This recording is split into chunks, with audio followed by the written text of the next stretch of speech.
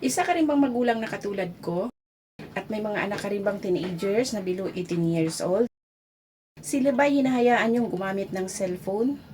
Kung oo, gaano po kayo kasigurado mami na hindi nila napapanood ang mga palabas sa kagaya nito? So kung hindi nyo alam, maituturo ako sa inyo kung paano malimitahan na hindi makapanood ng mga ganitong panoorin ang mga bata sa Facebook o sa kanilang cellphone. Ang una nating gagawin mga mami ay open ang Facebook application.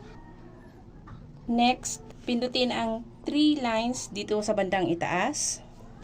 Then, scroll up at hanapin ang settings and privacy at pindutin ito. Next, punta sa settings. Scroll up ng konti. Hanapin ang content preferences at pindutin ulit ito. Next, pindutin ang manage defaults. Then, pindutin ang sensitive content.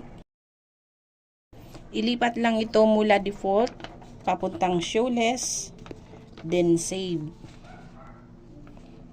At pag nagawa nyo na yan mga mamis, ay save na ang ating mga anak sa mga sensitive content sa Facebook. Thank you for watching!